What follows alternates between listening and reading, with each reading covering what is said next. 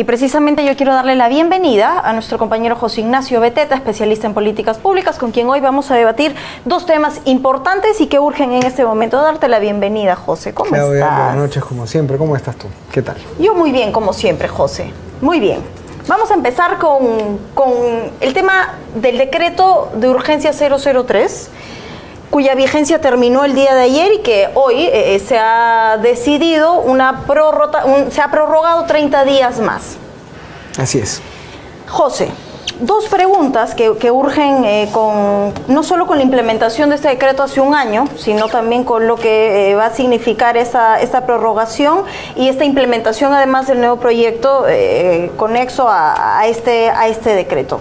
¿Buscaba aumentar la impunidad el 003? No. Definitivamente es evidente que la ministra de Economía no va a querer fomentar la impunidad. Sin embargo, los argumentos que ella usó iban en la línea, digamos, de la cantidad de dinero involucrado en los proyectos de inversión de estas empresas consorciadas, la cantidad no solamente de dinero involucrado, que estamos hablando de obras de más de 30.000 millones de soles, sino además de unas deudas, porque estas empresas le debían a instituciones bancarias más de 11.000 millones de soles también. Estábamos hablando de más de 53.000 trabajadores, que trabajaban o que dependían de estas empresas, 53.000 personas, no son pocas, y además de una serie de proveedores menores, más pequeños, a los cuales se les adeudaba otra cantidad de millones de soles bastante, digamos, importante. Entonces, es un primer argumento. El segundo argumento que utilizó la ministra Claudia Cooper, el equipo del Ministerio de Economía y Finanzas, era, bueno, hay, por ejemplo, problemas en la reconstrucción. Por supuesto. ¿No es cierto? Hay problemas en obras públicas que son vitales, infraestructura, obras de regadío, Chavimochi, entre otras, carreteras. Entonces, definitivamente no solamente era un tema de cuánto dinero está involucrado, sino la afectación a la sociedad en general, a la población con estas obras. Estos son los argumentos de la ministra. Ahora, ¿cómo quería ablandar el decreto de urgencia 003? Digamos, modificando la dureza, ¿no es cierto?, de la norma frente a las empresas ya sentenciadas, las consorciadas y los proveedores, digamos, ¿no? Entonces, precisamente a esto quería llegar, porque Claudia Cooper ha señalado hoy esta medida cautelar ad hoc para tres tipos de personas, que son las condenadas o las que han confesado, las socias, las asociadas o las consorciadas, y las empresas que están bajo investigación, que se puedan además allanar voluntariamente. Y esto nos hace ver el tema de la colaboración eficaz. Este decreto de urgencia precisamente intenta tratar de aumentar la colaboración eficaz y además contribuye verdaderamente a esta reconstrucción económica en nuestro país. Antes de que me puedas contestar esto, yo quiero señalar algo. Tú sabes que Jenny Vilcatoma ha sido una de las principales escuderas frente al tema de la corrupción. Y ella es de las primeras en oponerse a este decreto desde su implementación. Y hoy más que nunca hace una denuncia gravísima, y que son los montos irrisorios de esta reparación civil, que verdaderamente si uno se sienta con documentos a revisar, tú te das cuenta que las cantidades son exorbitantes. O sea, es poco creíble pensar que alguien va a pagar una reparación civil de esa magnitud. De acuerdo, Claudia. Lo que ocurre es que la reparación civil se calcula de acuerdo no solamente a cuánto ha podido lucrar de manera ilícita la empresa, sino también a los daños y perjuicios al Estado. Y los daños y perjuicios tienen un montón de variables inmersas, digamos, en esos criterios. La suma a la que llegó el procurador ad hoc para este caso definitivamente era bastante alta. Pero aquí entra el dilema en el que yo creo que nadie puede decir, pues, que esto es fácil de decidir, para ser muy honestos, porque tú tienes por un lado que el monto puede ser muy alto y puede llevar a quebrar a las empresas. Es probable, no es evidente, pero es probable. La pregunta es, ¿y si quiebran?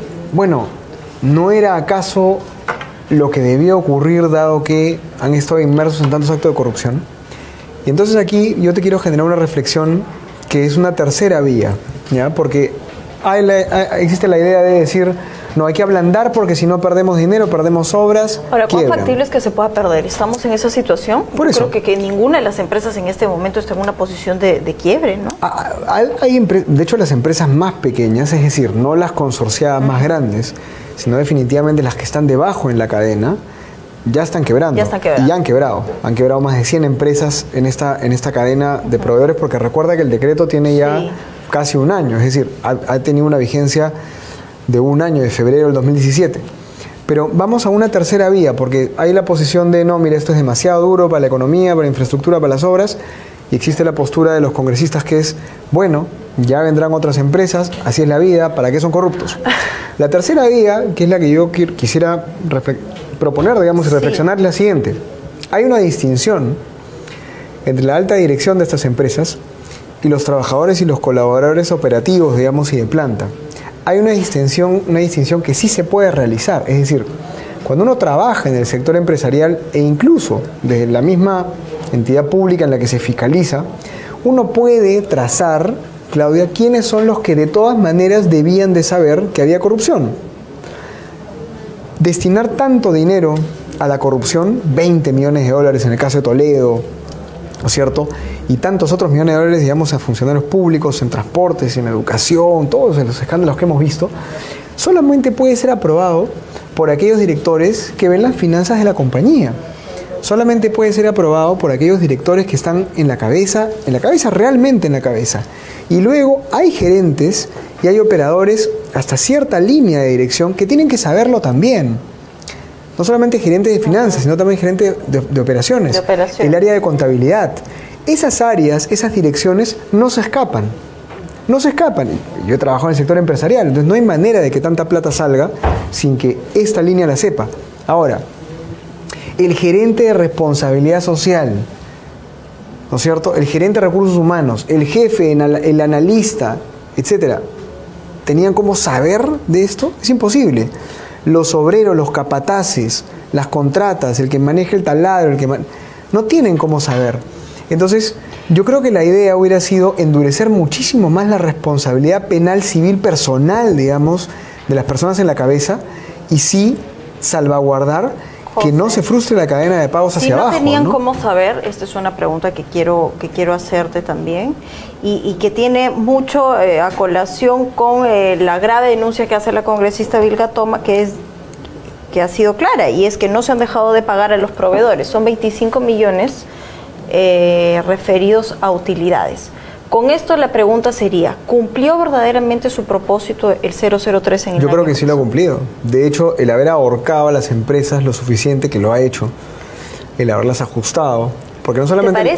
¿Te parece un ajuste 25 millones en utilidades? No. Es que eso es un cálculo totalmente tácito, digamos. No tiene como saber la Congresista de Vilga Toma, te lo aseguro. Mira, el no permitir que las utilidades lleguen a ti, el no permitir que tú puedas transferir activos al extranjero, ¿ya? El suspender la cadena de cofinanciamiento del Estado, o sea, los pagos que te hace, ¿no? Esas tres cosas en el tiempo tienen un valor mucho más alto que un monto estático al inicio. O sea, no es que tú calculas y dices, acá hay 20 millones, eso es lo que pierdes. No, pierdes mucho más que eso. Porque además recuerda que toda esa liquidez, la caja de la empresa la pierde, y eso sirve para pagar deudas, para inversiones que estás haciendo. Entonces hay una pérdida mucho mayor. Si tú me preguntas, bueno, Graña definitivamente empezó a vender y trató de vender algunos activos. Odebrecht trató de vender activos. ICSA y otras empresas han tenido que concentrarse en ciertos sectores comerciales, industriales, y ya no invertir en otros temas. O sea, naturalmente las ha exprimido. Si eso es suficiente o no a nivel ético, moral, eso ya es muy subjetivo, digamos. Pero lo que yo sí creo, y repito, hay una distinción entre el operario básico y el contratista de una obra que está abajo en la cadena. Que no tiene cómo saber. Que no tiene cómo saber. Y entonces el Estado sí puede salvaguardar que toda esa cadena continúe, y que los directivos que puedan ser traqueados, digamos, e identificados, que son varios, eso sí paguen, digamos, lo que tienen que pagar, y que la responsabilidad sea mucho más personal. Eso es mucho más disuasivo. Porque si yo soy el Estado y te digo, mira, tu empresa va a pagar pato, pero tú como persona tienes 10 mecanismos para mantener tu plata en tu cuenta bancaria, para seguir teniendo tu casa en Casuarinas, en Camacho, digamos, o donde sea, y para tener 15 carros y para tener tus casas en el extranjero, evidentemente las personas individuales, el individuo, para la redundancia, va a seguir siendo corrupto. Pero si tú le dices, mira, si tu empresa es corrupta, yo te voy a agarrar a ti, gerente de finanzas, a ti, gerente de contabilidad, a ti, gerente de operaciones, no a los que están abajo, sino a ti, abajo, claro. Eso es mucho más disuasivo, ¿no? Ahora, esto nos lleva al escenario de la colaboración eficaz, porque verdaderamente en este momento hay que pensarse poner que Jorge Barata es la pieza clave en cerrar esta ruta de dinero, en esta ruta de corrupción. Creo que él es quien tiene la información más exacta en lo que todo el mundo piensa que será el destape del año. Hoy veía justo una encuesta y te digo algo, José. La gente, solo el 17% de la población siente que Barata va a decir la verdad. Claro, y ahora, trasládalo al escenario de la reparación civil. Hemos cometido un error condicionando su confesión con el tema de la reparación civil. Lo que ocurre, y vuelvo al tema de la reparación civil, ¿no es cierto? O sea, la reparación civil que se había calculado por el procurador ad hoc, definitivamente es una reparación civil que quebraría empresas. Eso está claro. Está clarísimo. Entonces, Barata lamentablemente está en esa posición de negociar. Y de hecho los documentos que se han firmado para no incriminarlo y para no incluirlo en los casos como investigado te permiten ver el poder que tienen sus declaraciones. No solamente con políticos, sino también con las empresas consorciadas y otras empresas en la cantidad enorme de obras que tenía Odebrecht en el país, porque Odebrecht no tenía una o dos, tenía casi, me parece que 14.000 millones de dólares de obras en curso. Sí. Entonces, con ese monto de dinero en juego, con esa capacidad para derrotar y para tumbarse líderes y políticos, ya la pregunta no es, ¿te parece bien si condicionabas o no el monto? Es que tenía el poder para hacerlo. Y tiene el poder para hacerlo, definitivamente, ¿no? Por supuesto. Quiero compartir contigo hoy una de las posiciones que llamó mi atención, y es precisamente la del estudio Caro, frente a no solo a la prorrogación de 30 días que se ha dado, sino a la implementación del 2408. Y dice textualmente así: imponer a las empresas este fideicomiso es una medida de cuestionable constitucionalidad. ¿Es momento hablar de que precisamente se tenga que quebrar la constitucionalidad a través de estos decretos? Lo que ocurre es que hay un tema acá que va más al fondo, digamos, Claudia, y es el siguiente, ¿ya? Cuando tú empiezas a ser tan duro, en términos económicos, con la empresa, vuelvo a dividir personas de empresas. Es el problema de este asunto. Cuando tú no divides a la persona, al directivo de la empresa, y te vas directo contra la empresa, traes a colación el siguiente punto, y es la Constitución, la ley, el derecho penal asumen de primera mano que tú eres inocente hasta que se demuestre lo contrario. Bajo esta perspectiva, en la cual te cortan la cadena de pagos, te cortan el cofinanciamiento, ya no te permiten actuar libremente como empresa, realmente lo que estás asumiendo es que es culpable hasta que se demuestre lo contrario. Y eso, te guste o no te guste, me guste o no me guste, porque nos caen mal o porque estamos casi seguros de que son culpables, realmente es inconstitucional, porque si no, bajo esa perspectiva, volvemos a la polémica, por ejemplo, de la prisión preventiva, ¿no? Claro. Prisión preventiva para todos. Y los metemos a todos a la cana y luego a ver demuéstrame que eres inocente. Y eso definitivamente cambiaría las reglas de juego, distorsionaría el sistema judicial definitivamente, y yo creo que ya estamos entrando en el lindero de un tema mucho más moral, ético, digamos que es, bueno, ¿tú crees que parte de esta polémica generada en torno al decreto 003 sea meramente un ambiente moralista, un ambiente ético? ¿No hay argumentos de fondo para poder cuestionar este decreto? Es que ¿hay errores que se deben subsanar o para ti el decreto está 100% bien? A ver, si tú me preguntas mi opinión personal, sí, yo creo que el decreto que buscaba reemplazar al 003 propuesto por el MEF era, lamentablemente, digamos, para los que son más moralistas, mejor en términos pragmáticos para que las obras continúen. ¿Tú me preguntas eso? Esa es mi opinión. Para que las obras continúen, el decreto modificatorio era una mejor opción. Ahora, yo vuelvo atrás. También es mi opinión que hay una serie de directivos que se siguen salvando. O sea, a ver, ¿por qué la gente no le cree a Barata? ¿Sabes dónde está Marcelo Odebrecht en este momento? Está en su mansión, de $3 millones. O sea, su prisión, su arreglo, su negociación con la justicia brasileña ha sido estar encarcelado en su mansión, que tiene más o menos como que no sé cuántas hectáreas, ¿no es cierto? Y que tú la ves desde el satélite, es, digamos, el paraíso. Y eso es lo que está pagando el principal ejecutor, actor y corruptor del sistema. ¿Por qué? Porque se supone que como es un colaborador eficaz van a caer muchos más con él, ¿no? Pero él está en su mansión de $3 millones. Entonces Barata lo que está haciendo es lo mismo. Aquí en el Perú, él está absolutamente limpio de cualquier tema y se va a tumbar a todos los que están debajo de él. Entonces, es un tema muy polémico. Es un tema muy, muy polémico porque toca ese lindero entre lo moral y la pasión, o digamos el sentido de justicia. O sea, nos brota naturalmente ese sentido de justicia, es decir, no puede ser que ese desgraciado, entre comillas, ¿no?, se quede libre en su mansión. Pero lamentablemente, ¿no es cierto?, la justicia no es perfecta. ¿Tú no eres entonces de la opinión de que este decreto de urgencia haya sido el gran cuento del pago rápido? No. No, yo creo que el decreto de urgencia que propone la ministra, técnicamente, por más que sea un poco más complejo, es el más adecuado. Bien, vamos a dejar el tema del decreto de urgencia de lado. Hay 30 días más, vamos a ver cómo van a funcionar las... Termino con esto. Sí, esos 30 días no van a matar a nadie. Quería que... Sí. De acuerdo, no, en eso estamos de acuerdo. En eso estamos de acuerdo, claro, si 30 días no hace diferencia. Tú me preguntas como analista técnico... Ha pasado un año, entonces... Claro, tú me preguntas como analista técnico, te digo, mira, el decreto es un decreto que mata a mucha gente que no tiene la culpa de lo que está pasando. La modificación lo que hace es no rompe la cadena de pagos y por lo tanto se cumple lo que te digo, que es que distingue un poco a los directivos de los operarios que no tienen nada que pagar en este problema. Pero es cierto que 30 días más no le van a, digamos, a hacer mucho más daño a estas empresas que son bastante grandes, digamos, ¿no? Sí. Bien. Vamos a dejar el tema del decreto de urgencia porque a lo largo de estas semanas estamos siendo testigos. No sé cómo catalogarlo, si es un fastidio hacia la Corte Interamericana de Derechos Humanos, si es un reclamo, si no. La postura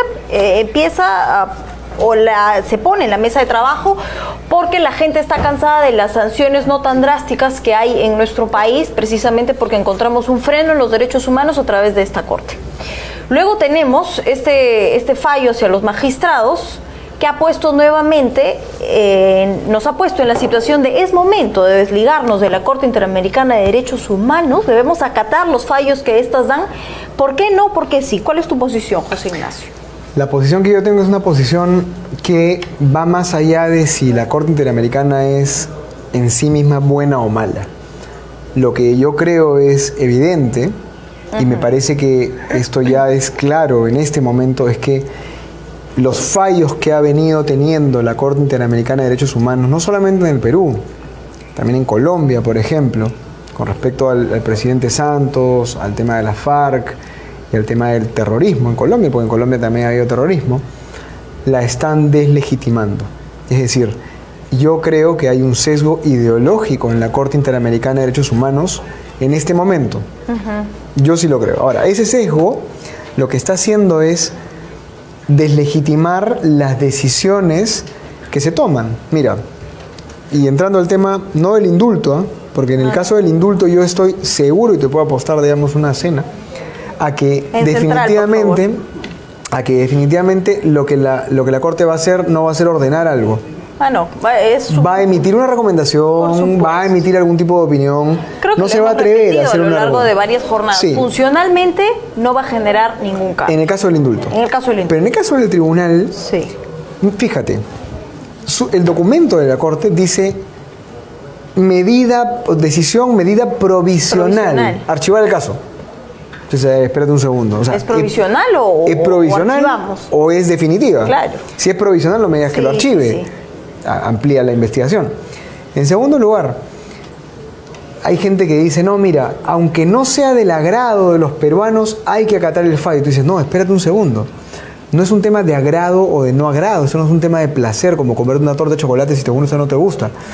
Si los magistrados del Tribunal Constitucional ilegalmente, de manera descarada, le cambiaron el voto a un juez, eso ya no es un tema de agrado o desagrado. Entonces, si la Corte Interamericana falla a favor de archivar el juicio, digamos, la acusación contra estos magistrados, sabiendo que esa acción había sido totalmente ilegal, ¿cómo puede ser legítima? Ahora, después decir que hay que acatarla, aunque nos guste o no, o sea, nos guste o no nos guste, no tiene mucho sentido, porque espérate, es como si tu papá te pega, aunque no tengas la culpa, y dices, no, mira, pensás que aguanta, papito, ¿no? Porque es tu papá. Entonces, no, pero yo no hice nada, me acaba de pegar sin que le haya hecho nada. No, pero es tu papá. Así que en las buenas y en las malas, que te siga pegando. No, espérate. Ya no se trata de que te guste o no te guste, de que sea tu papá o no. Se ha equivocado y te está pidiendo algo que no tiene sentido. Entonces, por eso te digo, no creo que nosotros nos podamos, para empezar, o nos salgamos del ámbito del Pacto de San José, digamos, o de la Corte Interamericana de Derechos Humanos. Pero definitivamente se está deslegitimando. Y al deslegitimarse, lo que está ocurriendo es que está perdiendo credibilidad. Y este pedido de aclaración del Congreso, lo que está haciendo es ganar tiempo, porque en este plazo en el que están pidiendo la aclaración, el proceso va a continuar. Ahora, José, precisamente hay algo que está pasando no solo con el decreto que acabamos de tocarlo, sino también con este tema, que es esta palabra, la constitucionalidad. ¿Resulta anticonstitucional o no? Hay una postura que quiero que comentes. También del estudio Caro, dice, es claramente anticonvencional esta decisión. No sé si es motivo para separarnos de la jurisdicción de la Corte, pero sí para no acatar una decisión anticonstitucional, porque de eso se trata el acuerdo de convencionalidad que tienen los congresistas. A ver, claro, lo que pasa es que el congresista, por naturaleza, porque el congresista, para bien o para mal, es un ser prácticamente... Y tiene que ejercer sus funciones. Inocuo, ¿no? Que nadie puede tocar. Por eso digo, para bien o para mal, tiene un fuero. Un fuero es, ¿no?, un espacio, una jurisdicción que es intocable. Sí. Entonces, nadie puede imponerle al congresista que decida algo, porque finalmente él mismo es representante del pueblo y por lo tanto tiene todo el poder para emitir decisiones que son, digamos, inapelables hasta cierto punto. Salvo que el Tribunal Constitucional, ¿no es cierto?, pueda también, porque... Acá hay un problema que siempre ha existido, de que cualquier jurista entraría en un diálogo seguramente muy polémico, y es el siguiente. El poder que tiene el Tribunal Constitucional del Congreso, para algunas cosas es mayor en el Tribunal Constitucional y para algunas cosas es mayor en el Congreso.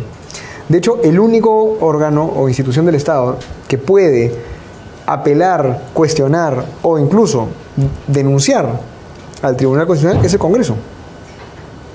Y el único que puede pararle, digamos, una ley o bloquear un proyecto de ley o algo al Congreso es el Tribunal Constitucional. Entonces, esta pelea entre estas dos instituciones, entre comillas, es una pelea teórica, digamos, ¿no? Va a existir siempre y la estamos viendo. La estamos viendo. Entonces, ¿qué cosa, más que qué cosa es constitucional o no? La pregunta es qué cosa es institucionalidad. Lo que yo estoy viendo es mucha gente que dice, hay que respetar el fallo de la Corte porque hay que respetar la institucionalidad. Y hay otras personas que están al costado diciendo, hay que respetar el fuero del Congreso y la independencia y la autonomía del Congreso porque eso es la institucionalidad. O sea, tenemos el mismo concepto de institucionalidad atribuido a Congreso, eres, digamos, autónomo, y Corte Interamericana, tenemos que acatar tu decisión. Y volvemos al tema de fondo, ¿no? Lamentablemente la Corte se ha deslegitimado, porque si sus fallos fueran fallos objetivos, que yo creo que en este caso no es objetivo, nadie podría decir nada. Pero estos magistrados, sin haber agotado todas las instancias nacionales, han dejado que la Corte intervenga, porque no se han agotado las instancias nacionales. Entonces, ya prácticamente es como que, ¿sabes qué? No me gusta lo que estás haciendo, me voy a la Corte. Y la Corte dice, sí, tienes razón, ¿no? Congreso. Ahora, José, esta pregunta, para ir cerrando un poco el tema. En este momento nos hemos puesto a comparar realidades y situaciones. No realidades, situaciones. Estados Unidos se separó de la Corte hace tiempo, Venezuela también, lo propio han hecho otros países. ¿Por qué no hacerlo en el Perú? Es lo que se pregunta todo el mundo. Es una muy buena pregunta. Si no ha pasado nada en Estados Unidos, si no pasa nada por otro lado, ¿por qué? Es una muy buena pregunta. Mira, para mí hay dos razones fundamentales. La primera es, lamentablemente el Perú, ya Claudia, no tiene un récord de respeto a la justicia, de respeto a los derechos humanos, de respeto, digamos, a las instituciones, muy positivo.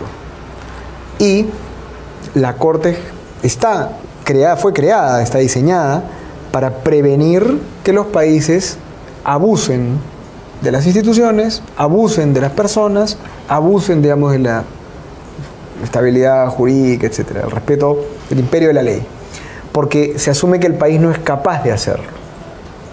Entonces tú me preguntas ¿por qué no podemos salirnos o por qué no nos salimos? Porque lamentablemente el Perú ha tenido un récord muy negativo en ese sentido. Si el Perú fuera un país en el cual se respetasen las instituciones, se abordasen los casos, digamos, pensando en las personas, en las poblaciones más vulnerables, en aquellos que son sujetos de abusos, probablemente no sería necesaria una corte, es más, ni siquiera acudiríamos a la corte. Entonces, esa es la razón que te va a dar alguien que defiende la presencia de la Corte Interamericana de Derechos Humanos. En mi caso, yo personalmente creo que si el país tuviera las instituciones sólidas, tuviera, digamos, la capacidad para resolver sus problemas en el marco de una legislación que cumple con los plazos, cumple con los procesos, cumple con defender a las personas que más o pueden ser las más vulnerables, cumple con condenar a los que merecen ser condenados, ¿no?